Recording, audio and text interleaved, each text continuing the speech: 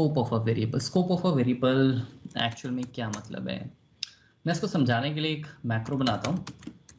नाम मैं मैक्रो 1 दे रहा हूँ, बट आप हमेशा अच्छे नाम देंगे, राइट, ताकि मैक्रो ढूंढने में आसानी हो। बट हमें समझना है तो आप ध्यान से इस चीज़ को देखें। देखो मैं यहाँ पे एक वेरिएबल बनाता हूँ सिंपल ए, ठीक है। ए की वैल्यू 10, बी की वैल्यू 9 और a प्लस बी जाएगा सी में, लेट्स से, और सी को भी डिक्लेयर करते हैं, ठीक है। अब इस प्रोग्राम में कोई दिक्कत नहीं है, ये प्रोग्राम अगर हम अभी रन करेंगे तो ये चल पड़ेगा, ये देखिए, ठीक है ना।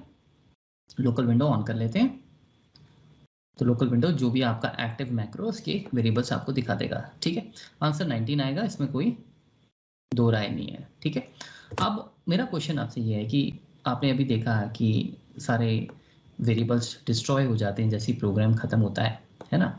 इसी वजह से हम इनको कहते हैं लोकल वेरिएबल्स। ये जितने भी ABC हैं, जैसे B हो गया, C हो गया, ये हैं लोकल वेरिएबल्स। कमेंट लिख देता हूँ मैं यहाँ पे, आप इनके आगे भी लिख सकते हैं एक सिंगल कोट लगा। ये सारे लोकल वेरिएबल्स हैं आपके, ठीक है। अब मेरा क्वेश्चन ये है कि अगर कभी आपको ये वेरिएबल ABC या लेट्स से A आपको यहाँ पे कैरी फॉरवर्ड करना है, जैसे यहाँ पे एक वेरिएबल है बाइट, एक लाइन में भी डिक्लेयर कर सकते हैं आप, बार बार डिम लिखने की ज़रूरत नहीं है, मैं और आपको नई नई चीज़ें बता रहा हूँ यहाँ पे। स्पेस बचाने के लिए आप ये भी कर सकते हैं, समझे। अब एक और मैं z भी ले लेता हूँ, ठीक है। अब देखिए मैं आपको ये कह रहा हूँ कि x है 1 और y है equals to x plus a। मैं ये कर रहा हूँ, z को मैं हटा ही देता हूँ। आप पहले समझें क्या सिचुएशन है। सिचुएशन ये है कि हमें ये जो a है ना, ये यहाँ पे कैरी करना है, कैरी फॉरवर्ड। तो यानी कि आंसर आएगा 10 + 1 11, जो कि हम देखना चाहते हैं x + y में। चलिए z कर ही लेते हैं डिक्लेयर। आपको समझ आई कहानी मैं क्या बोल रहा हूँ, ठीक है। अब जब तक ये कोड रन नहीं होगा A10 नहीं होगा, आप भी जानते हैं, राइट। तो पहले तो ये कोड रन होगा। अब ये कोड अगर रन होगा तो ये A10 यहाँ जाएगा कैसे, जब तक हम इस मैक्रो पे नहीं जाएंगे यहाँ से, राइट। तो कैसे जाएंगे, अब वर्ड यूज़ करेंगे कॉल। कॉल VBA का एक कीवर्ड है जो हम यूज़ करते हैं मैक्रोस को एक दूसरे से कनेक्ट करने में, ठीक है। तो जब भी कॉल और मैक्रो का नाम आप लिखेंगे वो वहाँ चला जाएगा और फिर उसे वहाँ पूरा करके वापस नेक्स्ट लाइन में अगर आपने जो भी लिखा होगा वो वापस अपने मैक्रो में आएगा। तो अब हमारा प्लान ये है कि चलो भाई A को 10 लो, B को 9 लो और A + B C में जाने से पहले मैक्रो 2 में ये जो A है 10 इसको वहाँ यूज़ कर लो। तो ये अब वहाँ जाने की कोशिश करेगा, लेकिन इमीडिएटली एक एरर आ गया, वेरिएबल नॉट डिफाइंड, मतलब आपने कोई वेरिएबल को डिम नहीं किया है और वो हाईलाइट भी कर रहा है A को, पर मैंने तो A को डिम किया हुआ है। डिम मतलब डायमेंशन डिफाइंड, राइट। लेकिन आपने A को इस मैक्रो में किया है, इसमें नहीं किया, ये दिक्कत है। तो मैं कोड रीसेट करता हूँ और मैं क्या करता हूँ, मैं A को डिफाइन कर देता हूँ फॉर एग्जाम्पल ऐसे, ठीक है। अब मैं कोड दोबारा रन करता हूँ, ये देखिए अब तो एरर नहीं आया, वेरी नाइस, क्योंकि A डिफाइन है। लेकिन अब आपने एक चीज़ नोट की, जैसे ही वो दूसरे मैक्रो में आया A दोबारा से 0 हो गया, क्योंकि ये लोकल वेरिएबल है मैक्रो 1 का, ये लोकल वेरिएबल है मैक्रो 2 का। ये A अगर आप इस मैक्रो से बाहर निकले तो ये सब खत्म हो जाएगा। वही हुआ, नया A आ गया क्योंकि आपने यहाँ नया A डिफाइन किया हुआ है, तो हमारा पर्पस डिफीट हो गया, बिकॉज अब ये A में 0 लेगा और आंसर क्या देगा आपको, Z में 2, बिकॉज ये A 0 है। तो कैरी फॉरवर्ड तो नहीं हुआ, तो कैरी फॉरवर्ड करना है तो इसका मतलब इसको आप लाइन को हटाना पड़ेगा। लेकिन अगर मैं इस लाइन को हटा दूं तो ये वाला A यहाँ जैसी मैक्रो जाएगा वो कहेगा A तो आपने डिफाइन ही नहीं किया। तो मैं कैसे मैक्रो को बताऊं कि भाई यही वाला A जो है ये आपको आगे लेके जाना है। इसका स्कोप हमें लोकल वेरिएबल से चेंज करना पड़ेगा मॉड्यूल लेवल वेरिएबल में, मतलब ये आपका टॉप पे डिक्लेयर होगा ऐसे। इस पे भी हम आएंगे, जैसे हमने पहले बात की थी, इसको भूल जाओ फिलहाल। आप इसको सबसे टॉप पे डिक्लेयर करोगे जो आपका पहला मैक्रो होगा उससे, और ये लाइन अपने आप इंसर्ट हो जाएगी। यहाँ लिखने से ये बन जाता है प्राइवेट वेरिएबल, या आप इसको बोल सकते हैं मॉड्यूल लेवल वेरिएबल, जो कि मुझे ज़्यादा बढ़िया वर्ड लगता है। मॉड्यूल लेवल वेरिएबल क्या होता है गाइस? ऐसा वेरिएबल जो हर मैक्रो में यूज हो सकता है एक जगह से दूसरी जगह। देखो मैंने इसको रन किया, कॉल करते हैं, एरर आया? नहीं आया। अब आप कहोगे अरे ए कहाँ गया? ए यहाँ पे होगा, देखो ये छुप के बैठा हुआ है, क्योंकि ये लोकल वेरिएबल नहीं है तो अलग से दिखेगा। अच्छी बात यह है कि 10 अभी भी है, यानी कि अगर कोई वेरिएबल मुझे एक प्रोग्राम से दूसरे प्रोग्राम यूज करना है तो मैं कर सकता हूँ। इसका जवाब ये है।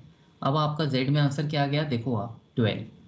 ठीक है, अब कोड वापस अपने जैसी अपनी जगह आएगा तो ऑब्वियस सी बात है एक्स वाई आपको नहीं दिखेंगे, बिकॉज आप जिस मैक्रो में आए उसके आपको वेरिएबल्स दिखेंगे।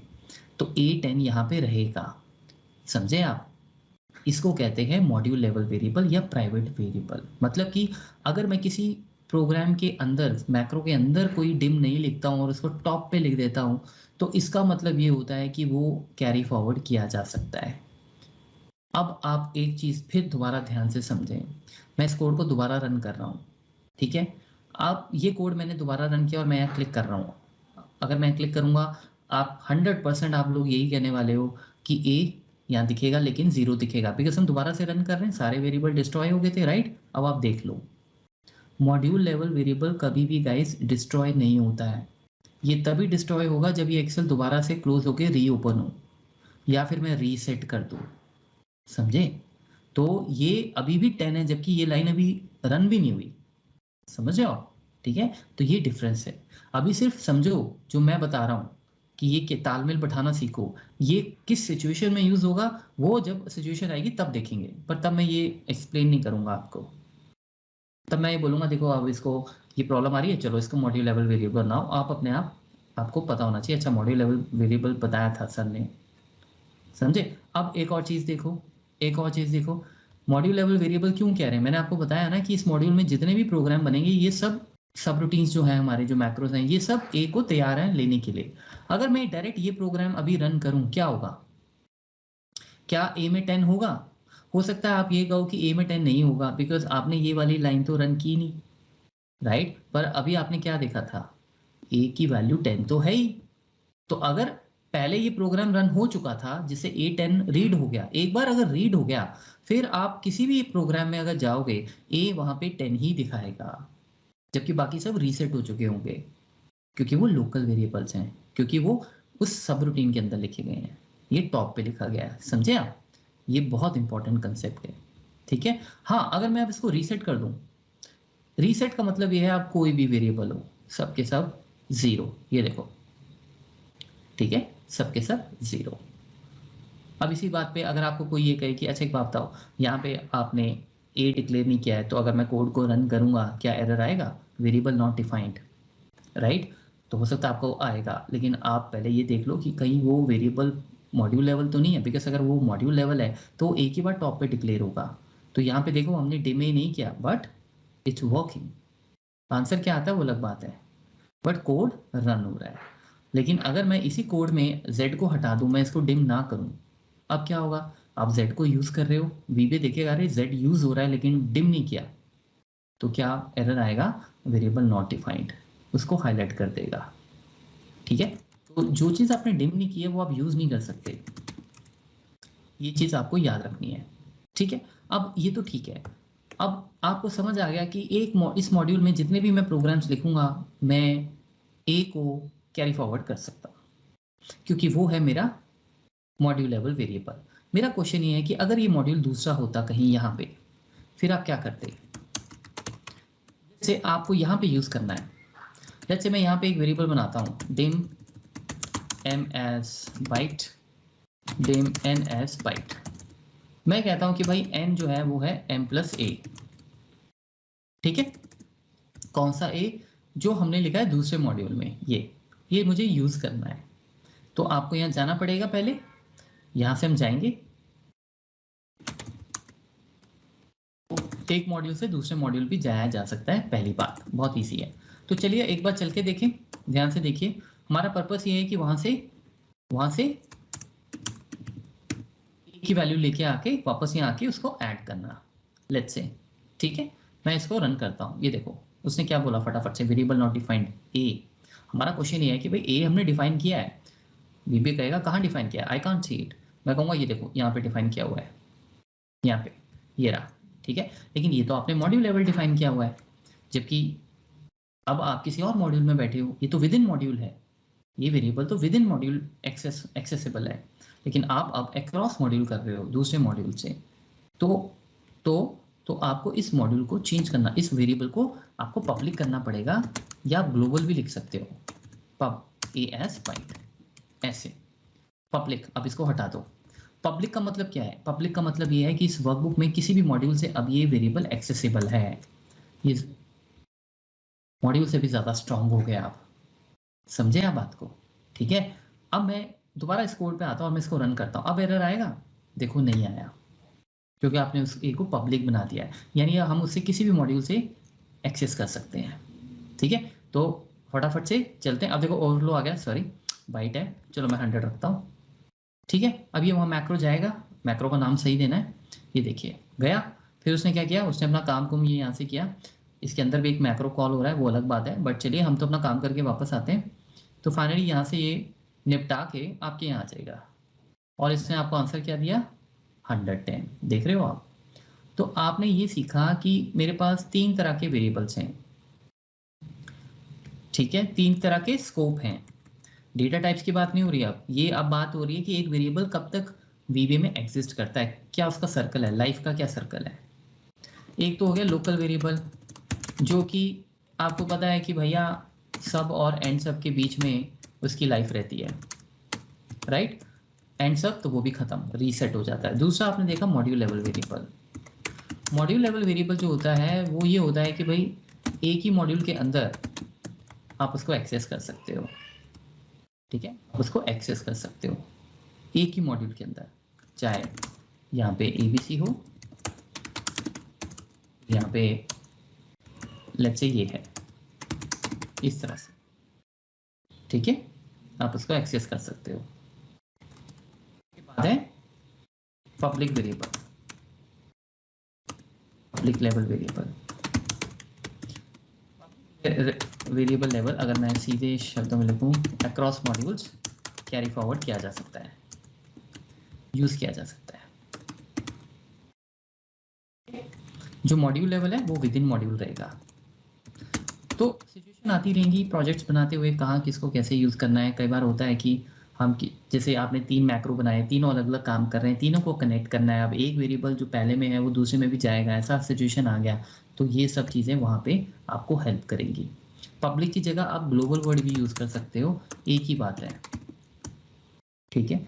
तो इस तरह से वेरिएबल्स जो हैं ये हमारे चलते हैं। अब लास्ट टॉपिक जो इसका रह गया, आपने देखा होगा, मैंने आपको पहले भी बताया कि एक ऑप्शन एक्सप्लिसिट वर्ड आता है, राइट। ये वर्ड ऐसे नहीं आया हुआ है, ये वर्ड अगर आप डिलीट कर दें, सबसे पहले देखिए क्या है इसका यूज़, क्या है। ये क्वेश्चन भी आपके इंटरव्यू में बहुत आता है कि why do we use option explicit in VBA, ठीक है। तो ये देखिए, मैं एक काम करता हूँ, ध्यान से देखिए, अभी आपने इसका ट्रेलर देखा भी था, बट अब मैं आपको एक्सप्लेन कर देता हूँ। देखो अगर मैंने यहाँ पे डिम AS बाइट किया, डिम BS बाइट किया, डिम टोटल S बाइट किया, ठीक है, फॉर एग्जांपल A1 दिया और मैंने दे दिया 3, और मैंने कहा टोटल जो है वो होगा A + B, ठीक है। ये मैं कैलकुलेशन लेके चल रहा हूँ फॉर एग्जांपल, ठीक है। अब देखो, अब ध्यान से, मैंने जैसे ही प्रोग्राम रन किया आपको फटाफट से एरर आ गया, वेरिएबल नॉट डिफाइंड। ये कैसे, कौन सा वेरिएबल रह गया, BB, हाँ टाइपो मिस्टेक, राइट। एक्चुअली में BB नहीं, ये B है, तो ये मिस्टेक मुझसे हो सकती है, राइट, मैं इसको ठीक कर देता हूँ, ठीक है ना, बिकॉज BB तो डिम नहीं किया था। अब चलें, अब वो चल पड़ा और आपका आंसर आ गया 4, राइट। ये किसकी वजह से हुआ, ये ट्रैकिंग किसने की, मॉनिटरिंग ऑप्शन एक्सप्लिसिट ने। आप देखो टाइपो एरर हो गया बाई चांस आपसे, और ये मैं हटा देता हूँ, कमेंट कर दिया मैंने, क्या आप कोड वो एरर देगा, BB नॉट डिफाइंड नहीं देगा, ये डेंजरस है बड़ा। कुछ लोगों को लगता है कि ऐसा कुछ नहीं है, टाइपो मिस्टेक नहीं होते हैं, तो आपका अपना कंफर्ट लेवल होना चाहिए, इस पे 2 राय आपको हमेशा मिलेंगी। कुछ कहेंगे ऑप्शन एक्सप्लिसिट रखना चाहिए, मेरे जैसे, कुछ कहेंगे ओ इतनी ज़रूरत नहीं है बिकॉज टाइपो एरर्स जनरली नहीं होते हैं, आपको पता लग जाता है। बट अभी आप देखो उसने किया क्या, बेसिकली ऑप्शन एक्सप्लिसिट नहीं होगा ना, तो जो भी आप वेरिएबल यहाँ यूज़ कर रहे होंगे इरिस्पेक्टिव ऑफ डिम, डिम है या नहीं, वो कहेगा क्रिएट कर देगा। देखिए उसने बी भी क्रिएट कर दिया एम्प्टी, ठीक है। एम्प्टी मतलब उसने ये नहीं देखा ये डिम नहीं है। अब मैंने जब ये रन किया, अब फाइनली मैं क्या एक्सपेक्ट कर रहा हूँ, मैं तो आंसर में 1+3 एक्सपेक्ट कर रहा हूँ ना, बिकॉज ये टाइपो एरर है। आंसर आएगा क्या, फिर आप परेशान हो जाओगे यार ये 1 क्यों आ रहा है, क्यों आ रहा है। अभी तो छोटा कोड है पता लग गया, बट एक लंबा कोड लिखने में अगर कहीं टाइपो एरर हो गया तो मुझे लगता है कि एक सिस्टम होना चाहिए जो आपको रोक दे कि देखो भाई ये डिम नहीं हुआ है, यहाँ पे नहीं, उसने नहीं बताया ऑप्शन एक्सप्लिसिट, क्योंकि नहीं है यहाँ पे। तो अगर कभी भी वेरिएबल आप यूज़ कर रहे हैं और वो आपने डिम नहीं किया है, तो ऑप्शन एक्सप्लिसिट अगर होगा तो वो आपको बता देगा। तो ऐसी कैलकुलेशन, रॉन्ग कैलकुलेशन से आप बच जाएंगे। बिकॉज देखो ना, इसमें वो एरर भी नहीं दे रहा लेकिन आंसर गलत दे रहा है। हो सकता है आप एक फाइल किसी को भेज दो, फिर एस्केलेशन आएगी तब आप उसको देखोगे, तब तक देर होगी। तो ऑप्शन एक्सप्लिसिट ये करता है कि यार आप कोई भी चीज़ यूज़ कर रहे हो वो आपने डिफाइन की हो। तो यहाँ पे अगर ऑप्शन एक्सप्लिसिट होगा तो वो फटाफट बोल देगा ये बीबी मुझे डिफाइन नहीं किया आपने, और मुझे अब अगर बीबी डिफाइन करना है तो मैं कर दूंगा, और अगर मुझे लगा अच्छा ये टाइपो मिस्टेक है तो मैं उसे ठीक कर लूंगा, और फिर फाइनली यही बी नीचे जो यूज़ हो रहा है वहाँ जाके अपने आप सेट हो जाएगा। तो इसीलिए ऑप्शन एक्सप्लिसिट प्रेफर करते हैं हम। ये आप लिख भी सकते हो बाय डिफ़ॉल्ट। अगर आप फर्स्ट टाइम अपने वीबी में जाओगे, आज एक्सेल फाइल खोलिएगा, या आपने देखा भी होगा ये नहीं आता। इसकी एक सेटिंग आपको करनी पड़ेगी।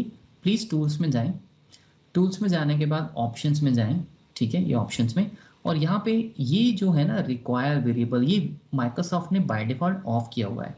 इस पर भी हमारा एक वो चलता है कि माइक्रोसॉफ्ट को इसको हमेशा ऑन रखना चाहिए था, बट इवन माइक्रोसॉफ्ट सेज कि ये आपके ऊपर है, ठीक है। तो इसको चेक मार्क करना है। और भी ऑप्शन है, ये मैं आपको टाइम टू टाइम बताऊंगा। रिक्वायर वेरिएबल डिक्लेरेशन मतलब कि कोई चीज़ अगर डिम नहीं है और मैं यूज़ कर रहा हूँ तो वो मुझे प्रॉम्प्ट कर दे ये आपने डिफाइन नहीं किया है, और इस तरह की एरर से हम बच जाएंगे।